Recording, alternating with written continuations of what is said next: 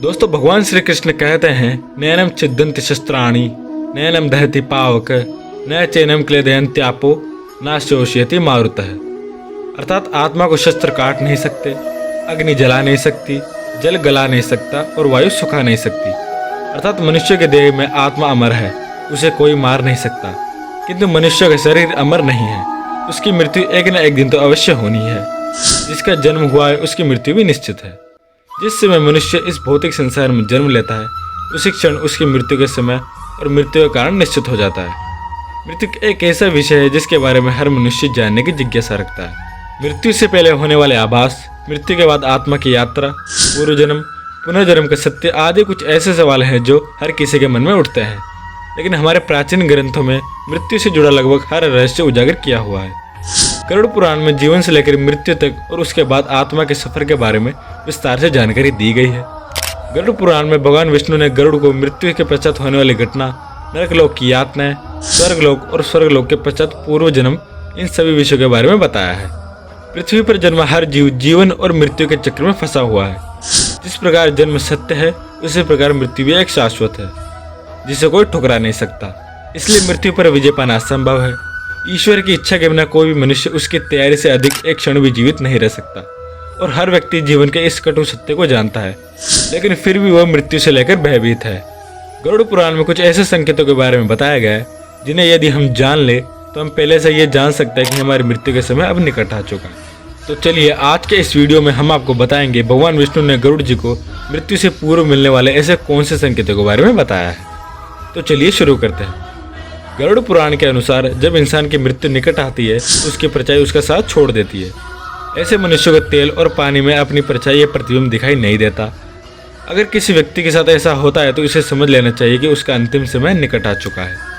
इसके अलावा जब भी किसी मनुष्य की मृत्यु निकट आती है तो उसे अपने आसपास अपने पूर्वज दिखाई देने लगते हैं। उसे अपने आसपास अपने पितरों की मौजूदगी महसूस होती है। वे उसके आसपास परछाई में घूमते हैं और भली बात ही जान लेता है कि उसकी मृत्यु अब निकट आ चुकी है। जब भी किसी इंसान की मृत्यु निकट आती है तो उसे अपने शरीर से अलग प्रकार की गंध आने लगती है जो उसे बिल्कुल भी अच्छी नहीं लगती है। इस गंध को सूंघने पर उस मनुष्य को समझ जाना चाहिए कि उसका अंतिम समय अब निकट आ चुका है। जब भी किसी मनुष्य की मृत्यु निकट आती है तो जब वह अपना चेहरा आईने में देखता है तो उसे अपने चेहरे के स्थान पर किसी अन्य व्यक्ति का चेहरा दिखाई देता है, या कई बार उसे स्वयं का विद्रूप चेहरा दिखाई देता है। यह आईना उसे आने वाले मृत्यु के बारे में आगाह करता है। इसलिए जब भी किसी मनुष्य को आईने में अपना चेहरा विद्रूप दिखाई दे या अपने चेहरे की जगह पर किसी अन्य व्यक्ति का चेहरा दिखाई दे तो उसे समझ जाना चाहिए कि उसकी मृत्यु का समय अब निकट आ चुका है। जब इंसान की मृत्यु पास आती है तो उसका शरीर पीला या हल्का लाल दिखाई देने लगता है। यदि कोई व्यक्ति पापी होता है तो उसे नरक जाने का एहसास पहले ही हो जाता है और उसकी त्वचा जलने लगती है, जिससे उसे बहुत अधिक तकलीफ भी होती है। जब मनुष्य की मृत्यु निकट आती है तो उसे सूर्य और चंद्रमा की रोशनी दिखाई देना बंद हो जाता है। कई बार उसे चांद टूटा हुआ नजर आने लगता है।